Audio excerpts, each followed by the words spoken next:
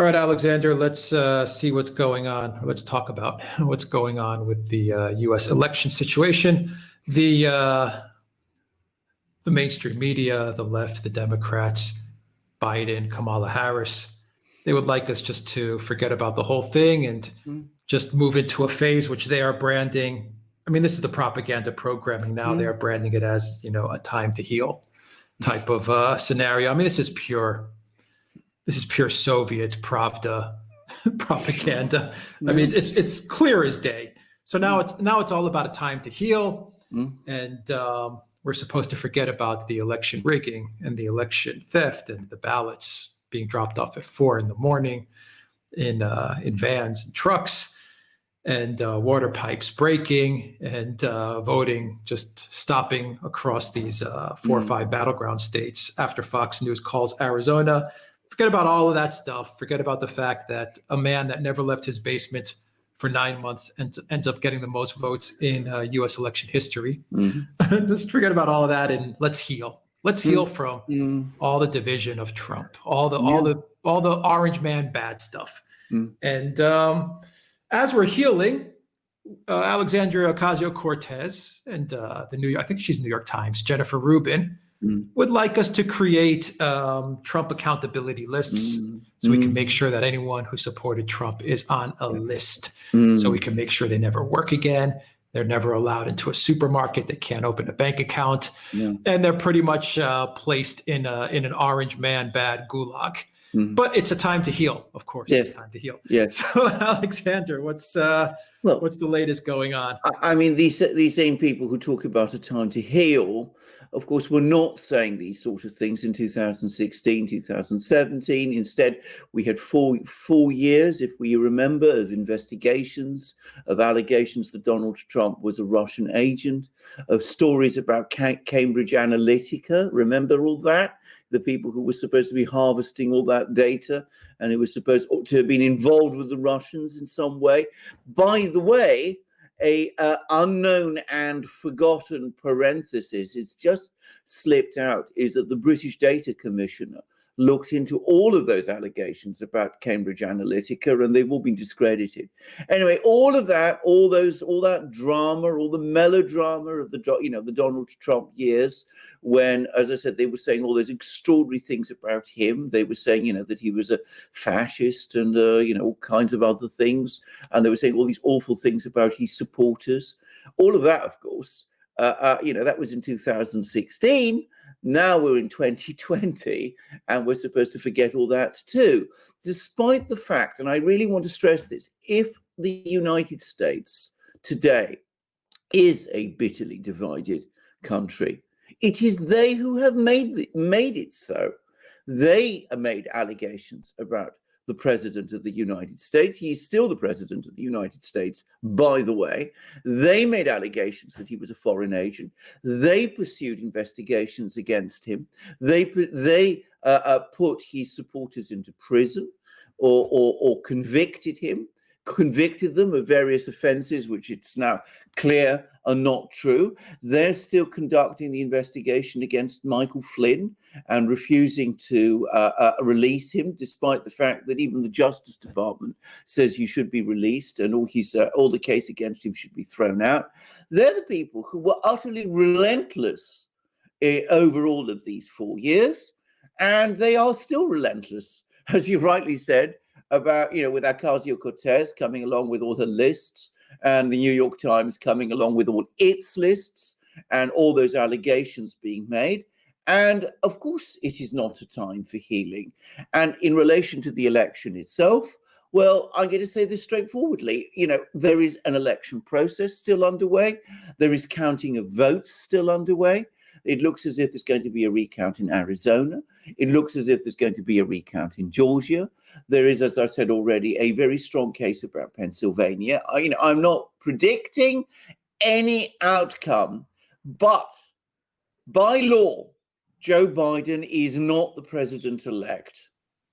He can only become the president-elect when the Electoral College votes that he is the president-elect.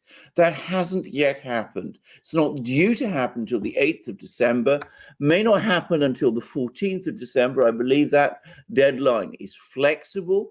There may be all sorts of issues there. There may still be questions about how this election is going. So, all these attempts to try and mobilize us and to tell us, please, this is a time of healing, I interpret those as an attempt, again, to close down the subject of the election, accept the fact that Joe Biden is the president-elect, when by law he is not. And as I said, close down all of this process of review and investigation and vote counting, which is still underway. Yeah, they're trying the whole narrative right now with this Time to Heal campaign that they're throwing everywhere now is all about trying to get people in and around Trump, whether they're very close to Trump or whether they're, maybe 3 or 4 degrees removed from Trump, and all the people that are supporting him and refuse to concede. They're basically trying to say, you know what? Forget about everything that happened. Yeah. Let's start over again. Yes. And let bygones be bygones. That's the message they want to send out. But everyone should know the minute that these people, if they decide to abandon Trump, and if Trump were to concede, the minute that would happen, they are going to go after everybody. I have no doubt about it. They're going to go after Trump. Actually, Cohen has actually said that they should go after Trump. He said for the crimes he's committed. Working with Russia, nothing. I mean, just all the fantasies they had in their head for 4 years, working with Russia, bank accounts in China, all these fantasies that they concocted in their heads. But they're going to go after everybody. I'm convinced about it. First and foremost, they'll go after Trump and his family and his business, and they're going to try to ruin him, which is why I think no matter what happens, whether Trump wins the court case in Pennsylvania, which he has a good chance of winning. I'd say it's a 50-50 coin toss. I agree with that. Good chance of winning. If he wins that, then I think he has a very good chance of winning. But whatever happens is going to happen. So whether he wins the Electoral College, or whether they manage to shoehorn Sleepy Joe and Cookie Kamala into the White House, Trump has 2 months where I think he should just go full freaking animal on them. We've said it now for about a week. Pardon Assange, pardon Snowden, pardon Flynn, Roger Stone. You said Paul Manafort. Release all of Russiagate. Release Hillary Clinton emails. Fire Barr. He fired Esper. He fired Mark Esper. Good. Fire Haspel. Fire Fauci. Fire Christopher Wray. Doesn't matter if Biden hires them. If Biden gets to the White House and he hires them again. Fire them all, release all the freaking documents on everybody, including anything you have on Epstein and Ghislaine, Huntergate, all of it. That's what I would do. I totally agree with that. They're going to go after him. Well, I mean, I agree with that. By the way, I mean, just to talk about them going after him, the Daily Telegraph in Britain had a rather useful list of all the outstanding cases and claims that they've been making against Donald Trump. And I went through them. And the extraordinary thing about them was that they were completely empty. The biggest one was trying to revive the obstruction case that was floated by Mueller. I mean, that seemed to be the only one. And as I said previously, there is no case of obstruction there. The tax thing is, I mean, that isn't going to go anywhere, in my opinion, because, I mean, there really isn't anything there. All of the others, as I said, were just frankly small cases of a kind that businessmen often have to deal with. I don't think there's anything really there at all. But I think what they'll probably try and do, if they want to go after him, is they'll try to revive the obstruction case. But there are lots of risks in doing that. Not the least of which is that, of course, Rosenstein who was the assistant attorney general, said that he didn't think there was one. This is separate from Barr. And even Mueller, in the end, couldn't quite bring himself to say that there was one. And I mean, in legal terms, as I said, as I've discussed many times, it's a completely ludicrous one to bring. And it would be a wonderful opportunity for Trump to bring up all the Russiagate issues and the fact that that was all wrong. So I think it's a dangerous case to bring, actually. But, you know, that I just wanted anyway to say that. But in all other respects, I agree. Sack them all, Haspel, Gray, the lot, pardon them all. And I mean, you know, I do agree Paul Manafort, include Paul Manafort, even though I think he's a swamp creature who undoubtedly is guilty of all kinds of financial malpractice in Ukraine. But that, as the judge in his case said, was not the reason he was prosecuted. He wasn't prosecuted for that reason. He was prosecuted because for a short time he was Donald Trump's campaign manager. So that makes that a political prosecution.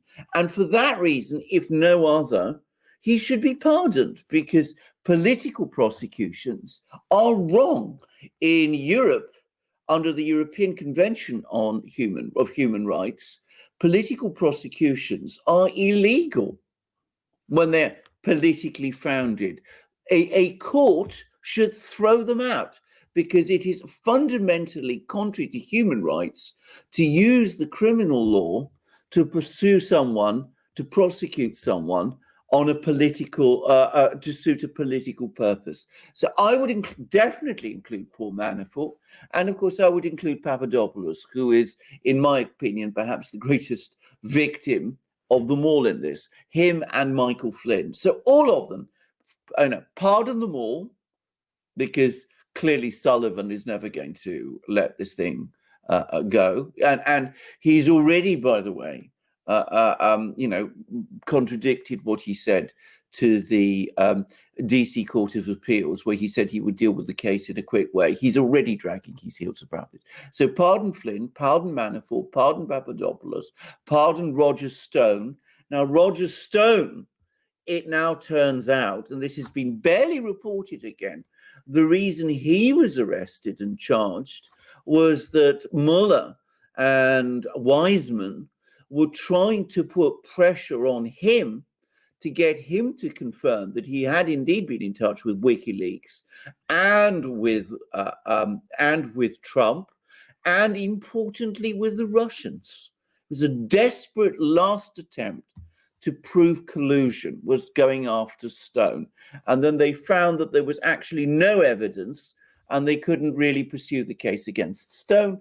So they went again on these other, ludicrous other charges, ludicrous other charges, but minor other charges, which were again not the real reason he was arrested and prosecuted. So pardon them all. Now, I would be delighted, I would be absolutely overjoyed if he also pardoned Snowden and Assange.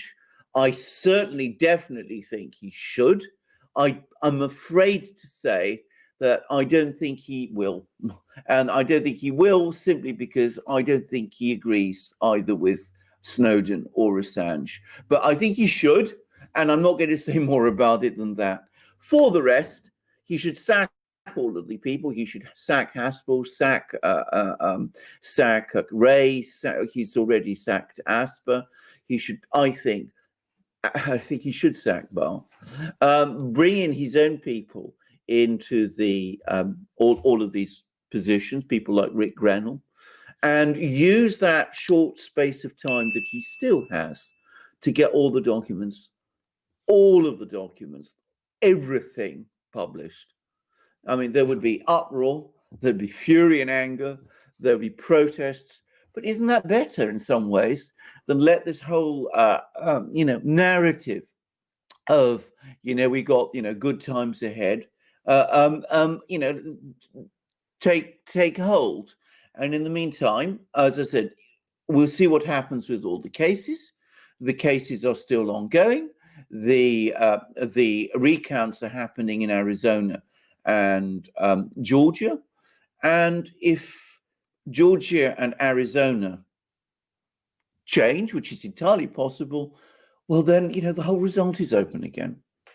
Yeah, well, if he wins Pennsylvania, and you never know if it does get to the Supreme Court, there is a Clarence Thomas who is sitting on that court, and you never know. It could it could go his way. I mean, I get very nervous with the system, going in Trump's favor, but the Supreme Court could rule in his favor. It's a possibility, and if that happens, then everything is back in play with Pennsylvania. Well, can I just say, let's just talk about Pennsylvania, because I think this is an important case to understand. What has happened is the Pennsylvania Supreme Court, the Supreme Court of Pennsylvania, and there's been a discussion in the Federalist that the Supreme Court of Pennsylvania is a very partisan court. Pennsylvania being a state which has been run by the Democratic Party for a very long time. The Supreme Court of Pennsylvania changed the electoral law of Pennsylvania to allow late mail-in ballots. Now, that law is written in a form which appears to suggest that if any part of it is amended, then none of it is valid anymore. I mean, I'm not, saying this is correct or wrong. I'm simply saying that's how it seems to read. And the Constitution of the United States says very clearly that the only bodies that are empowered to change electoral laws in the states are the House of Representatives of those states.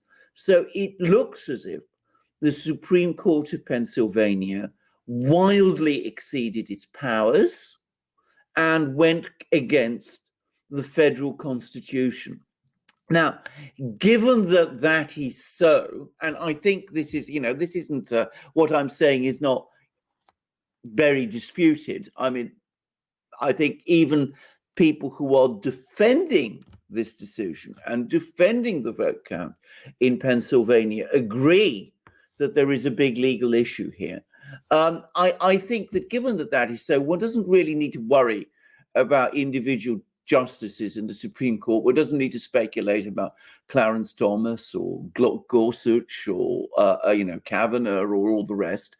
One simply looks at what the law says, and the argument that I understand is being made in defense is not that the law was not changed and that it was not changed in an irregular way, but that the change of the law probably didn't make any difference, because there's no reason to suspect that there was any big fraud or any big change, and that changing this thing isn't really going to make any difference to the vote count at the end of the day. Now, that, it seems to me, is a circular argument.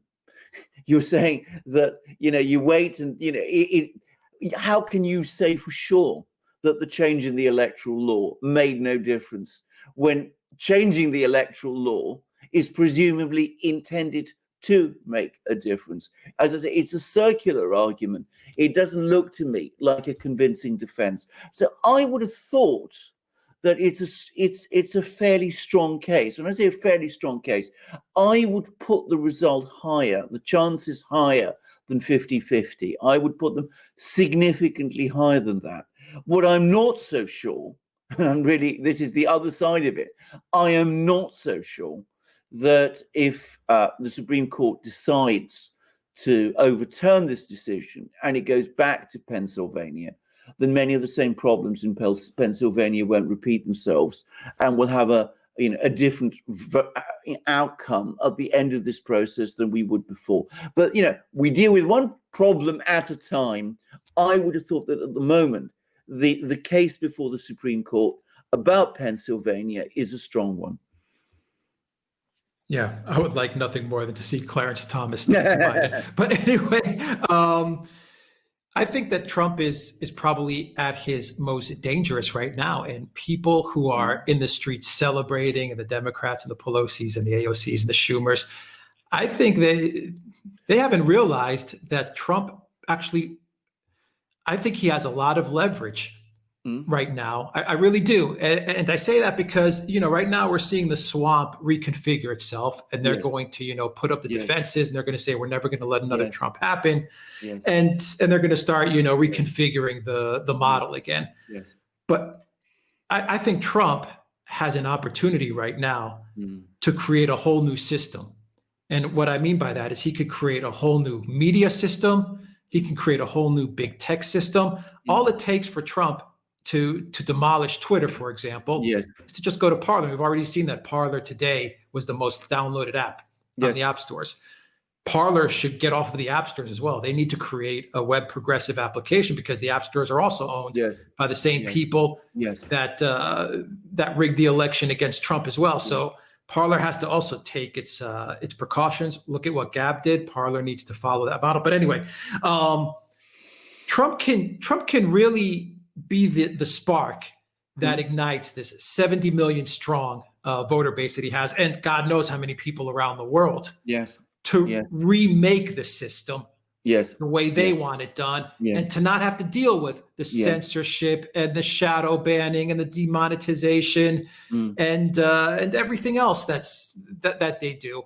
The media, the TV stations, now you have Newsmax, which is just crushing it because everyone left Fox.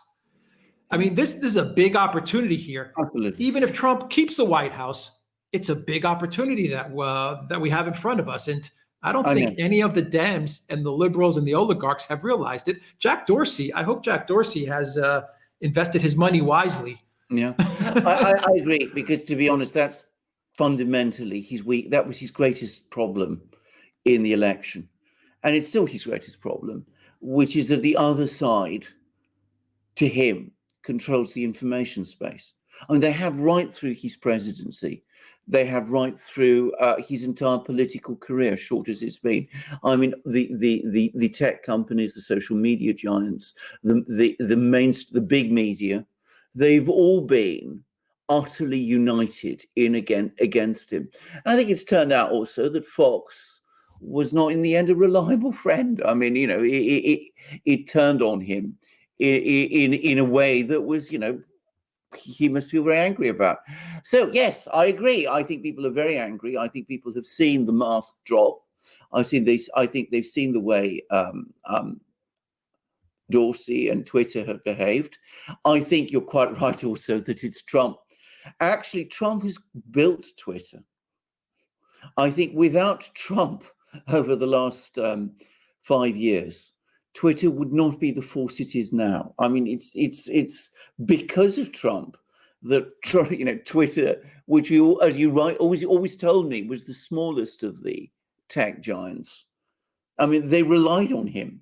If he now pulls out and an alternative is set up, you can very, very easily say that you can very easily see how Twitter could suddenly start looking very much like the IBM. And this is the discussion, by the way, we've had before, which is that these big tech companies have now become so big that they're beginning to look a little bit like those big lumbering dinosaurs. Maybe dinosaurs weren't so lumbering, but these big giant companies that we've seen in the past, like IBM, which are not really very nimble and which are losing touch with the market that ultimately created them and sustains them. That's what always happens, by the way, when companies become monopolies or operate as monopolies. They lose contact with their market, they lose contact with their customer base, and then a whole new set of aggressive new competitors comes in and they suddenly collapse, like they implode, because they don't really know how to respond to that. So that's the future of the tech companies.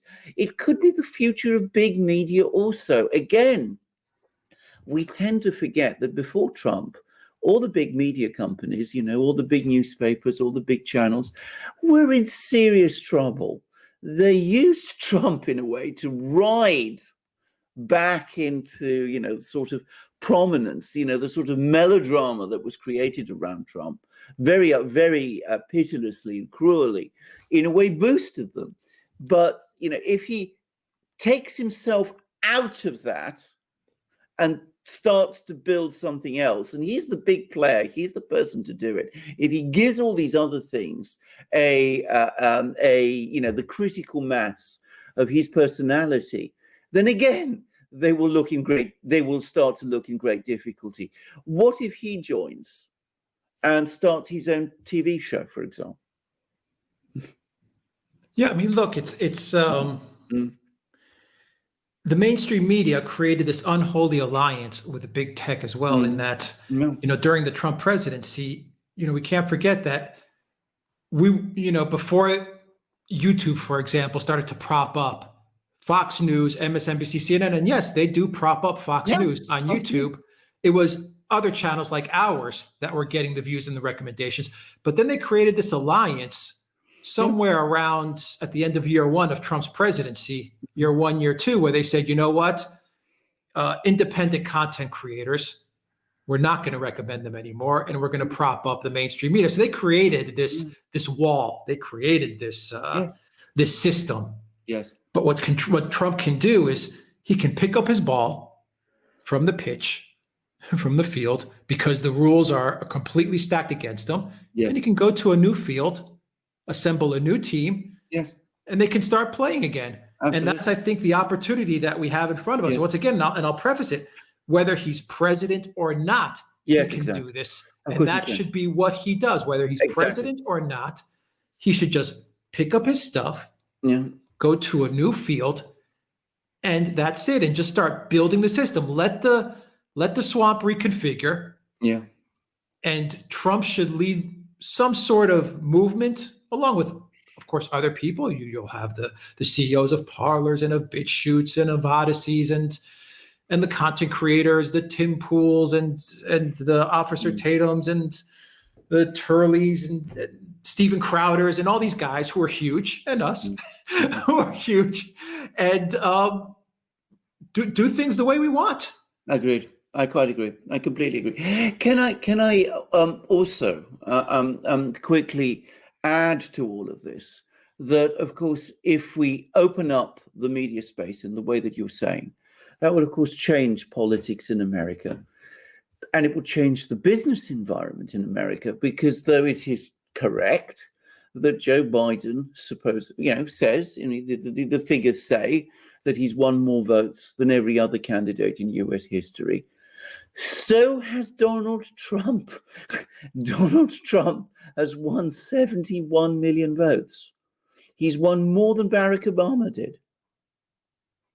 He has won the largest number of votes of any candidate in US history, apart, we are told, from Joe Biden.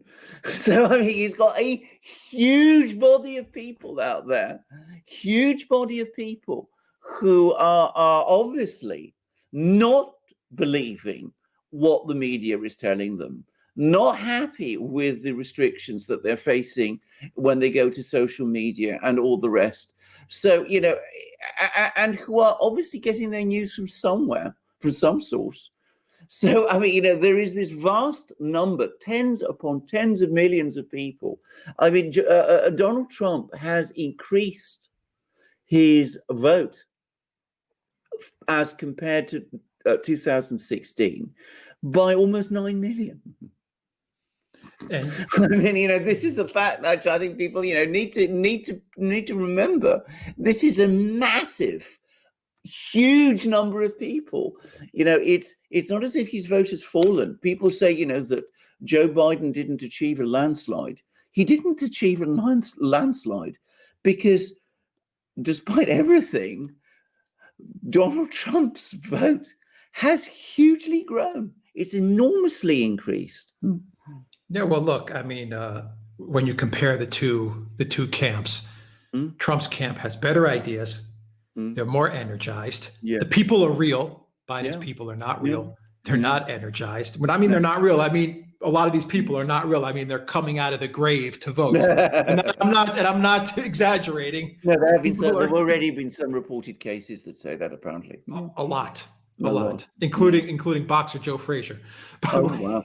Oh my God, I didn't know that. I missed that one. Yeah, and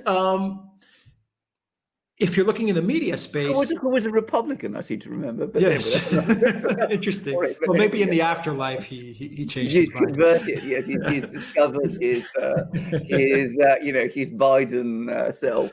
Yeah, yeah. But even in the media space, Mm. the Trump side, for lack of a better word, I'll use side, the Trump camp, the Trump side, the Trump movement, they have, in a way, the truth, because the news that they're giving out, and the people that I mentioned beforehand, they're trying to give out accurate, real news. Yeah. Is it more on a conservative or libertarian tilt? Yeah, that's fine. These are opinion, reporters, journalists, hosts, content creators. But nonetheless, these are people that do, try to give people the truth. Absolutely. On the other side, you have just complete fiction. Iraq WMDs and Syria chemical weapons and Libya and Russiagate and all these things, just complete fiction. Even today, Alexander, and I'll mention it today, you had the news of this Pfizer vaccine. Yeah. And the first thing that came to my mind is I'm done with all this fake news, because you're gonna tell me that 1 week after the election, you find this vaccine, which is 90%. I mean, I'm not saying the vaccine is real or fake. I'm saying the announcement of the vaccine is fake. Yes, I think I'm positive they held on to it until the election. I agree, because as I said, they didn't want to roll this out whilst Donald Trump was still in, or as they thought, in contention, because the big thing that was used against Donald Trump during the election was that he had mishandled, supposedly, the pandemic, and that there was no solution to it, and that Joe Biden was going to provide the solution. So they didn't want to give people the idea that maybe, just possibly, that problem is about to go away. As, by the way, I have always been saying it will, but that's another story. The fact that Pfizer came out with this, I think, is also a part of the fact that Trump went after the pharmaceuticals in the U.S. as far as prices were concerned. So I don't think they had any love for Trump, because at the end of the day, once again, contrary to all the people on the street that are saying authoritarian and dictator, Trump was the only president that also stood up to Big Pharma in the United States, in that he was saying we need to lower the price of drugs and medicine. I mean, that was actually a big part of his campaign. Well, I remember that very well. And I mean, he actually said that at various stages in his presidency. And can I just make a point? I mean, it's, again, as I said, very rich for people who, are all out about shadow banning, suppressing, closing down people here, left, right, and center, to come along and, call Donald Trump an authoritarian, when the authoritarians, by every definition, have been themselves. I have not called for anybody to be placed under surveillance, or to be subjected to Pfizer warrants, or to be driven off or social media. On the contrary, I believe everybody should be out there. I believe everybody should have an opportunity to say what they think, and to do so in an equal playing field. That's what I think.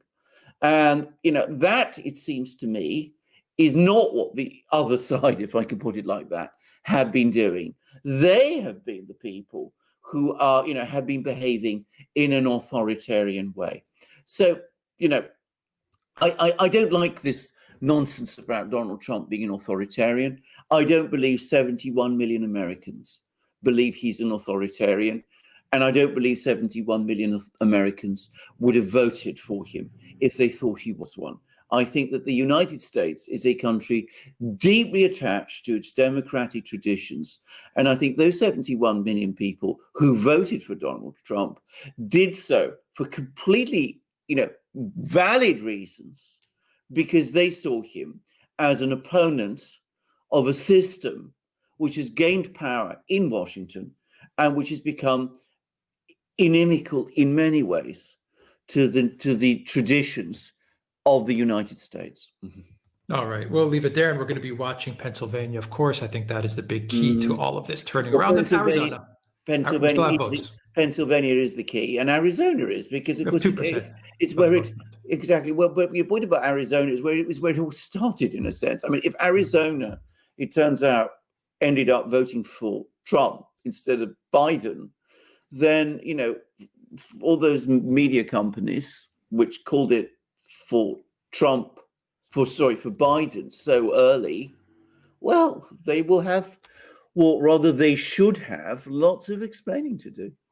Yeah, we're going to be monitoring it. And like we said in this video, I think that, after you step back from everything that's happened the last week, I think Trump is in a very, very good position, if you want my I don't know, good position. Not as far as the election. I'm saying in general, he is in a very strong position. He's in an extremely strong position. By the way, if you go to the media here in Britain, which is 100% hostile to Trump, they're saying that. They may not be saying that in the US, but they've absolutely they realize that in Britain.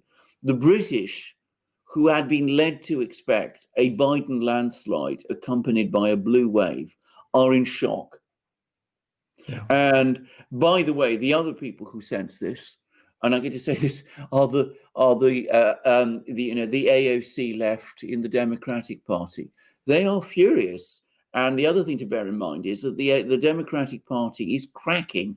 There are now huge quarrels. If you go onto AOC's Twitter feed, which is quite interesting sometimes, I mean, she is fighting the DNC furiously, because of course she feels that they're trying to blame her for the fact that they've already had 8 net losses in the House of Representatives. So they are blaming her. Well, they are blaming her, exactly. But I mean, she's hitting back. There's a very interesting article by Naomi Klein in The Guardian today, hitting back at the DNC. All of this is coming out now. So, there's lots going on. So the Democrats don't look in terribly good shape. They've got a weak president, possibly a president in name only. They have an unpopular vice president. And, it looks as if, I've looked at the figures. I mean, it seems to me very difficult to see the Republicans losing the Senate, despite these Georgia races. I can't really see how these 2 races in Georgia could end up otherwise than with Republican wins. No, but not only that, I agree. At the very minimum, I think you'll have a split 1-1. At the very minimum, the Republicans may take both of those seats, but at the minimum, you'll have a 1-1, and the Republicans will be safe. But just the final word is that even if things don't work out for Trump as far as the election goes, the Republicans, especially the rhinos, should not get any smart ideas with regards to Trump, because once again, Trump is in a position where I think he could continue to lead and have a hold of the Republican voter base, or the MAGA. I don't even want to say the Republican voter base, because it's not even a Republican voter base. It's a MAGA voter base. Yeah, I know. Trump is going to continue to lead that voter base, and that voter base can easily tell the Republicans, you guys are screwing around. We're out of here. Or he can mobilize them to lift the Republican Party up so they can take the House in 2022. So they shouldn't get any smart ideas with regards to Trump either. Well, Donald Trump has won more votes than any other Republican candidate for the presidency in history. Those 71 million people who voted for Donald Trump. They didn't vote for Mitch McConnell and the Republican establishment. And I think that needs to be very clearly understood by everybody. And if Joe Biden is the first Democrat to become president with a hostile Republican-controlled Senate since, I believe, Andrew Jackson, some people say Grover Cleveland, in other words, since the 19th century, every other incoming Democrat president has had the Senate on his side, has had a majority of the Senate. If this has not happened, if this doesn't happen on this occasion, again, this is not for any other reason than because 71 million people came out and voted for Donald Trump. So the Republicans need to understand that what you call the MAGA vote is their base now. They can't just walk away from it. And interestingly enough, I mean, a couple of days ago, just before, just over the weekend, I was reading all these reports. They were even starting to spread into the British media, particularly the Murdoch-controlled British media, incidentally, about all sorts of, Republican worthies coming along to Trump to tell him to concede. Supposedly, even Jared Kushner was being brought in to do it. And I've noticed that over the last couple of hours, all that's receded. So maybe somebody within the Republican Party has actually taken a step back, look at the figures, listened to what the base is telling them, because, of course, there'll be people who will be emailing their congressmen, emailing their senators, making their feelings very, very clear. And it may be that, as I said, the Republicans have now understood that. No, yeah, I agree with you there. I mean, Trump has been a little bit quiet, but I think he's tweeting, but in general, he's been a little bit on the down low. But I think you're going to get rallies. I think you're going to I've read that you're going to have 1 million MAGA march on Saturday, I believe, in the United States. So I think it's the quiet before the storm. I agree. Yeah. Well, let's hope it's and let's just say again, quiet before the storm, but so that nobody puts words into our mouths. A peaceful storm. Oh yeah, I mean, it's just an expression. I know, but just because I've noticed that there's some people seize onto words that are used. We're making it this is a political storm, but that's all it is. That's what it is. The quiet before the political storm and the media storm. If Trump does what he should do and gets all his ducks in a row and solidifies the base under some sort of common media tech umbrella. That would be powerful. It would be extremely powerful. Can I just also say, and this is my last comment for today, but as a point of amusement, if at the end of this process, all these legal challenges are successful in Pennsylvania and the recounts in Arizona and Georgia change the outcome there, and Donald Trump is inaugurated president on the 20th of January. What do all these world leaders, who have congratulated President-elect Biden, who is, as I said, not actually legally president-elect, what do they say? I noticed, by the way, that more and more countries are refusing to do that. Russia, China, Mexico, exactly. They're refusing to do it. So, I mean, they're saying, we've got to see the conclusion of this process before that happens. But as I said, all those other people who went ahead, and the latest, by the way, being the president of Azerbaijan. Let's see what they have to say when, as I said, if the result is different. I mean, it'll be quite amusing to watch the explanations they come up with. They'll come up with something because they're spineless. Well, of course they will. Yeah. But anyway, they have no shame. It'll be interesting to see. It'll also be interesting to see what all those German commentators, who include the German foreign minister and the German person who has been heading the ODYSEE, will say. They've been saying up to now, that this has been an absolutely faultless election, and it's outrageous, completely outrageous to suggest otherwise. So I'll be interested to see what they have to say too. Let's hope it comes to that. It will be funny. Let me put it like that. Oh yeah, absolutely. It'll be good for a few laughs. All right, let's leave it there. Alexander Mercouris, thank you very much, guys. Go to Patreon, PayPal, Subscribestar. Help us on those platforms. So if you donate to us, that really helps out a lot. Subscribe to this channel. Make sure you're still subscribed to this channel as well, because we're noticing that YouTube has started to unsubscribe people again. I guess it's the post-election strategy now that they've formulated. Maybe unsubscribe people. I don't know why they do it, but they do it. So check your subscription. Make sure you're still connected to this channel. And of course, go to us on BitChute and Odyssey. Look for us there. We have channels there. The BitChute channel is actually 7,000 strong. Guys, just sign up to BitChute and let's get it to 10K. And, you'll always be connected to us because all our videos always go out on BitChute and Odyssey as well. Also go to Odyssey. It has a really, really nice interface, good design, good comment system. So check us out there. You'll find the links in the description box down below. The Duran shop, pick up some merchandise, and Patriotic Legacy, the contest for... That's right. These flashlights right here, the black These ones. flashlights, the flashlights. Yeah. You'll 20% off if you use the code Duran20. And in the contest, you also get a Duran t-shirt as well, which has our logo right across the chest. So you'll find all of that in the description box down below as well. Can I just say, best flashlight in the world, made by our friends, Patriotic Legacy, in the United States, but it ships everywhere. It ships all over the world. Yes, you can see it. You can see it there. The Patriotic, that's right. And it ships all over the world. It's the Swiss Army knife of flashlights.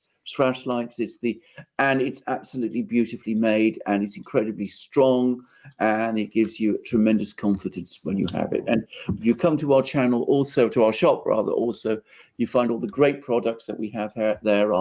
Amazing mugs. This one with the flag of the US, but you can find mugs with many flags. This is the United Kingdom.